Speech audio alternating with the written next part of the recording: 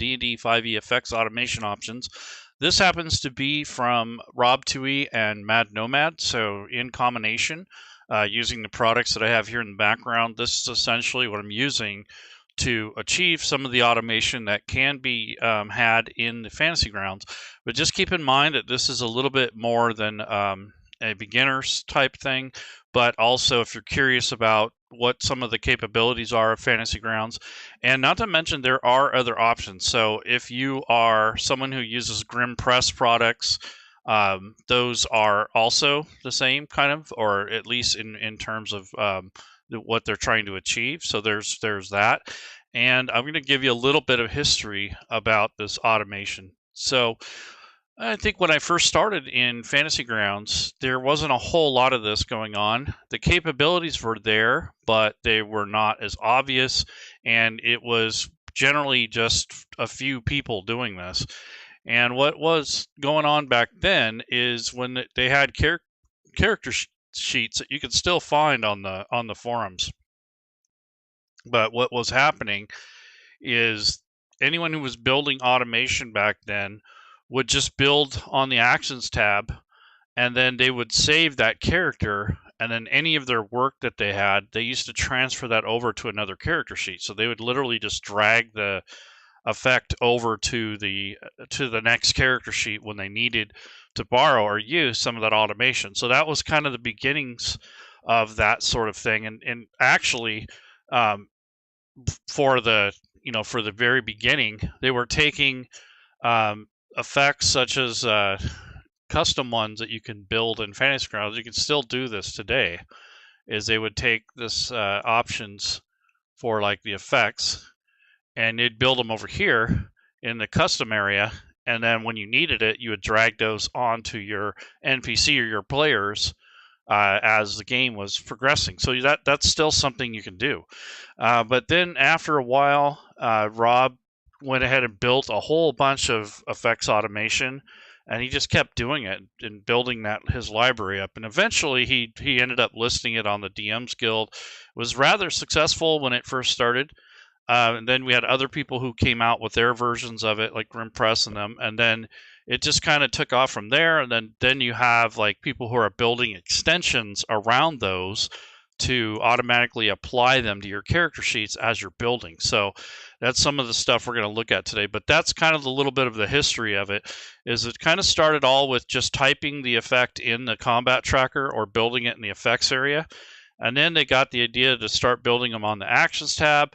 And then once you build them on the actions tab, you can drag them to other character sheets if you needed to, if it was going to fit. And then they found out that they can store those in spells. So rather than storing them in this area, they made them in the spells area, and they're categorized for whatever class or race or whatever. So they used to have a character sheet that was like 20th level for fighters, and every single bit of automation that was out there at the time was on that character sheet, and you just download the character sheet, and then you would just drag over the stuff you needed for your character build. It was all manual. There was no automation in that part of it. Now you got to the point where you can actually load some extensions along with the coding effects modules that Rob's put out, and also, like I said, Grim Press has a version of it that they kind of handle a little differently, but it kind of achieves the same goal. But basically, these are the extensions that I have loaded right now. The link fill is by Matacure, which makes it a little bit more convenient to pull in the descriptions. But then these are the automatic actions, the newer automatic actions upgrade. You have this Mad Nomad core, and then the Forge upgrader is kind of optional. After you've done this a couple times, you probably don't need that one. But those are the extensions that I have loaded. And then on here on the left, it just kind of shows what stuff is loaded also. So these are kind of the updated versions of the stuff.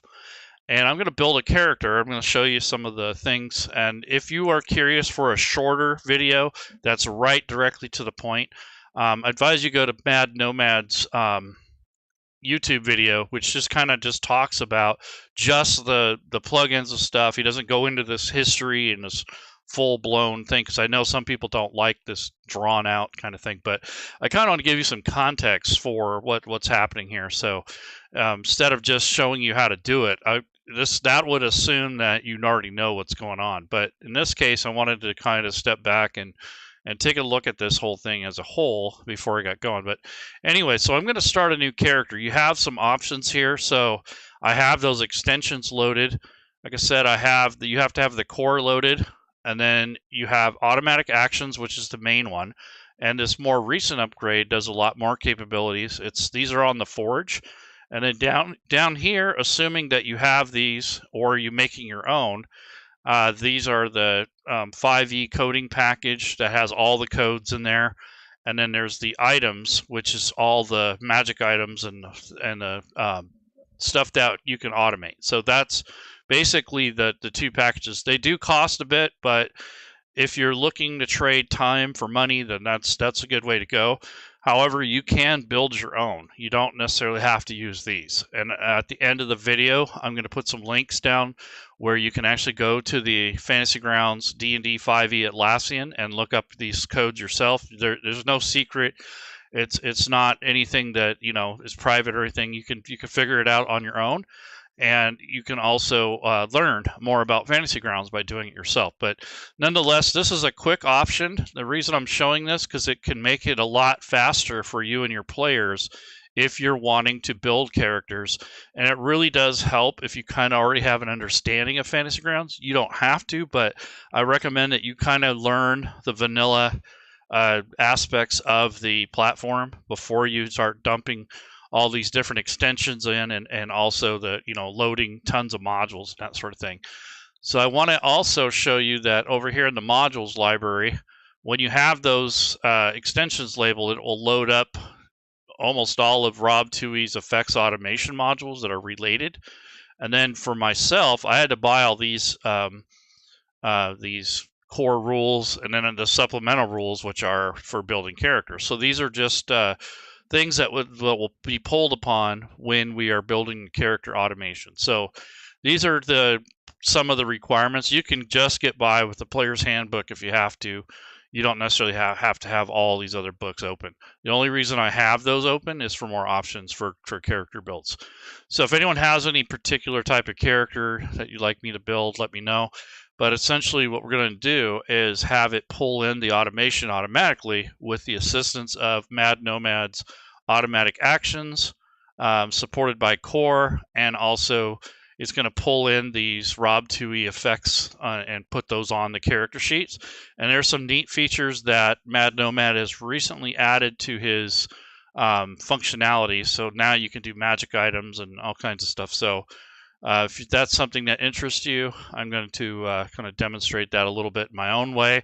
Like I said, if you don't want my long-winded, drawn-out video, you can always watch Mad Nomad's videos, which are very short and to the point. So he has his own for each one of his products. So that's where I started basically, as I went to his videos and watched them, see how these things work. And now I'm doing this one just for the community and just kind of show you what can happen in Fantasy Grounds. So now that we have that out of the way, I got a character sheet. So you kind of have to decide, what your process is going to be for building characters. Now there is a thing that some homebrew stuff may or may not work with the character wizard. So a lot of us older people have been around for a bit still use drag and drop to build our characters. So we don't use the character wizard very much. But we do. I mean, it just depends on the situation. So this is just one way you can start it by creating your character just with just by adding a character, or you can use a character wizard. We're going to use a character wizard today because a feature that Mad Nomad has added will clean up the anything that the character wizard throws at it, or most everything. And there's no guarantee that it's going to be perfect, but it's a lot better than it used to be. So I'm going to go ahead and click on the character wizard. And if you guys have a build that you'd like to see, welcome to it. But essentially, we're going to pick our race at this time. And I got plenty of options. So I kind of want to pick something that I haven't built yet in a while. So maybe a goblin or something kind of cool. Maybe in one of the metallic dragons from Fizbin's, something like that. So let's go with maybe we can do a tiefling variant warlock or something that, would be kind of cool to see. This is probably the hardest part here, is trying to figure out which one I want to build. Let's just go with a half elf, or maybe perhaps a hobgoblin. Let's do a hobgoblin gladiator or something kind of cool like that, or maybe a shaman. I want to show like something with more spells, that sort of thing. So let's do a hobgoblin shaman, I guess. So if I click on this green plus button, it's going to give me the hobgoblin feature list, and there's a little exclamation mark here, so I get to select an option here. So I can have +2 and then +1, or I can do +1 all the way through. So I'm gonna, or 3 +1s, or I get a +1 and a +2. So I'll do the first option. I'm used to that. And for a shaman, we kind of want that wisdom and perhaps some dexterity to protect him from combat if need be. And then for languages, we have common, but I want to also pick probably goblin or something like that. Yeah. So that way he has the, the core language, and that's basically the racial options. Now this will vary depending on what race you pick, but that's essentially what I'm going to pick. Now I'm going to go to class, and I'm going to pick probably a druid. They're probably a lot closer to a shaman, but I'll just go ahead and do a cleric just so we have just some different options here. So I'll go to cleric, and at first level, cleric gets their domain, so that will be helpful to see that. But we're going to grab some proficiency. So these would be related to his class. So I'm going to go with, let's see, medicine, which kind of makes sense, and religion. So those seem pretty, normal for this type of build. And then for a divine domain, I think I'm going to go with maybe trickery. Do something kind of cool. Trickery, yeah. Or maybe the war domain. That makes more sense. All right, so war domain, and that's basically the first part of the class part. And then if you go to spells, I can pick my cantrips. So if I come over here and click on cantrips, it's going to filter that out. And let's see what we got here. So I'm going to go with, let's see, I think Toll of the Dead, Mending, and let's see, what else do we got? We'll do Guidance. So keep in mind that I have the Player's Handbook and Rob2e's effects coding, so this is where I'm going to be picking out of this section here in case. So that's just something I want to make sure they got those. And I'm doing that because those have a little bit more descriptors on them. You could still use the ones out of the Player's Handbook, but it's a little bit easier to read if you use these because of the descriptors that are added to it. So I got all that. Now I'm going to go to my first level spells, and I want to filter the source. I'm just going to use Rob2e's effect coding if it'll let me. Yeah, here we go. So you have filters here that'll help you. So I want to go with Bane. Let's see. Protection from good or evil, and let's see. Command sounds like a good one. And then you got Purify Food and Drink, Sanctuary, Shield of Faith, Guiding Bolt. Okay, so those are the main ones I'm going to pick. Okay, and that's all I get for this level. Now if I go to abilities, I can do the ability score. So there's different ways to do this. I don't want to drag this on for a long time, but I'm going to go ahead and just do the standard array, which is 15, 14, 13, 12, 10, and 8. The adjustments for race are already calculated in here. I'm going to move the strength one over to wisdom. He doesn't need to be super strong. And actually, I'm going to make this one not even strong at all. I'm going to give him an 8. And it's probably going to be a female rather than a male, not because of the strength, but just because I want the variety. And background. So kind of want something that is going to kind of align with the hobgoblins and also the build. So perhaps an outlander, a soldier, spy maybe. No, I don't think that works. Maybe a let's go with there's an acolyte. That doesn't make sense. Cloistered scholar, criminal entertainer, faceless faction agent, far traveler. I'll just do far traveler for the heck of it. Or guild artisan. Where's the clan thing? Clan crafter. There we go. Even though it's kind of sounds like a dwarven thing, I'm gonna go ahead and pick that. And now we get to pick some proficiencies. So we already know that we have the other proficiencies, but I want to do, brewer supplies. Maybe they make stuff. Smith tools, wood carving, weaver. Yeah, I think the brewer thing is going to be the best bet.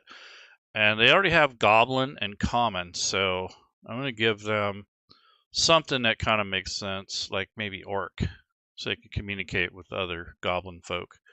And then they have respect of the stout, and then they have history and insight for their skills. So that's not colliding with any of the other ones I chose previously. That's one nice thing about this character builder, is that this part of it is nice because you won't accidentally pick, two at the, of the same. Equipment. So you can pick wealth or you can pick starting kit. I'm just going to do the starting kit. It's a lot quicker. Let's see. So we wanted the brewer supplies, and then I'm going to give him a mace and probably scale armor. Makes kind of more sense to me. Quarter staff probably for the second. Now we need a missile weapon, something you can throw. So my hand spear kind of makes sense. And then we're going to have the explorer's pack, and then it's going to have an emblem for the god that he or she worships. And then once you get through this, you can decide if you want to change anything. You come over here to the commit screen, kind of go over your options before you hit commit, because once you do that, once you save it, it writes to the Fantasy Grounds, and it's kind of a done deal at that point. Also, if you do drag and drop method, it commits as you go, so you have to kind of figure out what you want as you're building. That really helps a lot. So I'm just going to put, I don't have a name for the hobgoblin yet, but we're going to call her Galgi, for lack of a better name. Galgi is her name. And then save. So once we hit save, Fantasy Grounds is going to write to this, and now we'll see what it comes up with. So now that we have that, let's take a look at the character sheet. So first level, yep, everything looks good here. Go to skills, and I'm going to add the brewer supplies in case the GM wants you to do some rolls. So this is in case you're going to craft something. You don't necessarily have to do this, but it's helpful when it comes to crafting and that sort of thing. So there's a brewer supplies. We have it actually in our inventory. Abilities. So here's all the abilities that were added. Here's all the traits for the creature. And then here's the brewer supplies, light armor, medium armor, shield, simple weapons. And then we got common, goblin, orc. That looks right. And here's the inventory. So at this point, if you're new or you haven't used Fantasy Grounds in a while, you can sort out your inventory by location. So if you have a backpack or some sort of container, on the right-hand side under location, you can type in your container. It'll auto spell it, but you want to use a capital letter if you can. So anything that's going to go in my backpack, I'm going to basically assign to go into the backpack. I don't need 2 sets of traveler's clothes. That probably happened from from the build. And this is going to go into a pouch. It's a gem. So instead of putting that in a backpack, I'll specify a pouch. And weapons and stuff and armor don't normally get stowed away unless it's extra. So just kind of coming through here and cleaning up the inventory, because I think that's something that helps in the long run. You don't have to do this. It's not going to make that big of a difference, but it does when it comes to looking at your gear, trying to figure out what you have and what you don't have. So that's just a way to kind of nest all the things together. So once you have them assigned, if you click somewhere, it's going to basically put those into a group, and it's underneath like a header, so you kind of have an idea of what's stowed away. The nice thing about this is when you have here's your current weight, and that does not affect Fantasy Grounds directly, but your GM might enforce your maximum movement. They might do exhaustion, depends on how they play, but essentially you can unequip this bag and that will remove the weight off of there. And if you have them stowed away in the container, you can drop them all at once.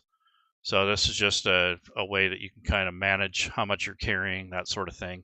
Keeps track of quantity, the pricing, and if it has a magic item that is going to, to a point where you need to assign it to a proficiency, like for instance, some of them require attunement. So there's an attunement thing going on. So I am going to add some magic items because this is one of the new features that comes with Mad Nomad's expanded upgrade for the automatic actions. So I'm going to put in the potion, and then I'm going to put in probably switch out some weapons here. So I'm going to go over to the items, and then I want to show you the actions tab before I get to that point. So I'm going to skip over the notes. This is all the role-playing stuff. I will put neutral evil, and then maybe this is a female. That's probably all I'm going to do. And the other thing is size. So these things are about the size and the alignment are about the only thing that really matters for mechanical reasons. The log is, I don't need to mess with that, but this is what the actions tab looks like right now. So you have these basic actions. There's a cleric thing. These are items. These are spell levels and such. So this was things that were added as I was building the character.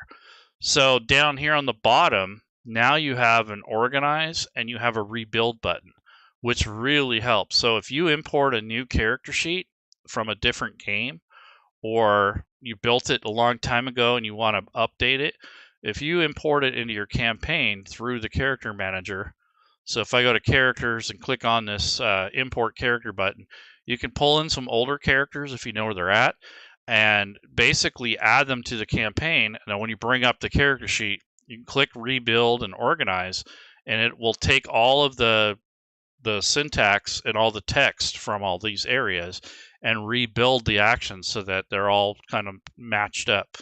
But I'm going to go ahead and put this spear in here. And then now what I'm going to do is go and add a couple extra things here. So I'm going to go to the inventory, and I'm going to add a potion, and I'm going to add a magic item so you can see what this does. So if I go over to the items under campaign, I'm going to add a healing potion, so we'll do that in case he needs it for battle. So here's a potion of healing. And now I'm going to add something that's going to require attunement. So,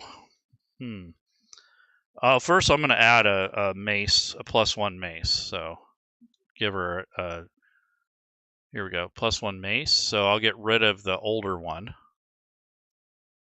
And let's take a look at something that needs to be attuned. So let me try some boots here, see if those require attunement.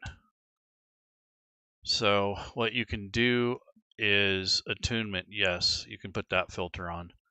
All right, so boots of striding and spring, so we'll do that. Okay, so it's kind of a powerful item for a first level character, but we're not really considering that right now. And it does require attunement, so I need to click on that so that they're proficient with it and that it's kind of unlocked essentially. And then there's the mace, and then we have a potion of healing, which I'm going to put in the backpack or in a pouch in this case. And that's pretty much the majority of this build. There's a shield, the spear. Okay, so I'm going to go back to the actions tab. So now that I've added this extra stuff, what you'll notice is that the boots here are here with the effect now. So any sort of automation that's connected to that item will be added. So this was something that Grim Press had done early on. They had adopted an automatic actions thing for weapons. So it was called equipped effects, I believe. So now this one kind of does something similar. And then this also helps build all the actions, and then it'll add anything that you're adding to your sheet. So here's the potions were added here. So what I'm going to do is click on organize, and what it will say is, would you like to delete the auto added FGU actions that have been added if you're using Rob2e or your own coded actions? It'll say yeah.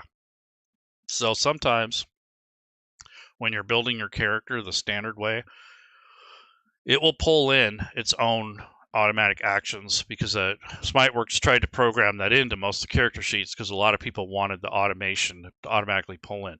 That still might happen in the future, and it's still there. There's still a lot of that's already there. But I'm going to go ahead and just say delete Fantasy Grounds Unity added actions. I don't think I had any on here, and that'll clean that up. And then if you have to, you can rebuild, and that will basically take this whole character sheet and kind of rebuild everything for you, and it'll clean it up. So that's the nice, powerful tools that are now available for Mad Nomad's automatic action. So this is a done deal. This character is done. Didn't take me very long. Traditionally, you used to drag and drop things, or if you use the character wizard, it kind of get botched up occasionally on some of these because of the way that it worked. Now that you have this rebuild and organize option, that should make that a lot easier on you. And make sure you read the documentation and watch the other videos, because they actually kind of explain more on the direct use of these. But if you go into your options, if you have the extensions enabled, you come down to the bottom here. Apply or remove item effects on equip or unequip. Yes, so if I unequip that the boots, for instance, then this piece will go away, this item. Let's see. So if I go into inventory and I go to these boots of springing and striding, I'm going to equip those. And then if I come back in here, now they're on. But if you unequip it, they will not be on your Access tab anymore. So that's kind of a nice feature. Auto load Rob2e's modules. So yes, I think in the beginning you're going to want to keep that on. But after all your characters are built and stuff, you probably don't need most of those unless you're going to be leveling up, that sort of thing. Block FGU added actions. With that being on, that's going to prevent Fantasy Grounds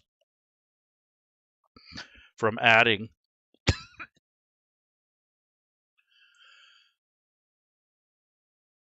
it's going to prevent Fantasy Grounds from adding all those automatic things that it adds when you're building your character.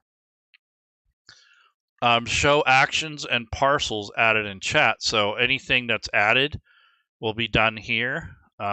So when you're building your character, you can see those messages. Although you may have something where you need to turn that off for some reason, so that that might annoy you. So you can turn that off. Show basic actions, which are these up here. These are very handy. Some of these have coding, some of them don't. Some of them are just notes. So it just depends on what your needs are. Show and hide actions on equip and unequip. So that's another thing, is it'll show if you're unequipping those sort of things. So you can turn that on or off. So that's pretty handy. So if you're using the Rob2e effects coding, or you want to try something different, or you want to speed up your character creation, I recommend these. So this stuff here, these are the three things. These are on the Fantasy Grounds Forge. And then these two things are packages that you can buy on the DM's Guild, or you can make your own. So it's kind of up to you. And then of course there's the Grim Press and Silent Ruins content that works together. Kind of works similarly, where you load up the modules and stuff, and when you add the character to the combat tracker, it'll add the effects automation to your actions tab. So it's just kind of it's handled a little bit differently, but that's another option. So there was a while ago where people were fighting and, oh, these are better and those are not. So it just really depends on what your needs are and what you're willing to buy. I kind of stuck with this type, with Mad Nomad and Rob's, because I don't want to learn another system, and maybe it does work better, but I haven't found any case where it hasn't worked. So I didn't really have to move on.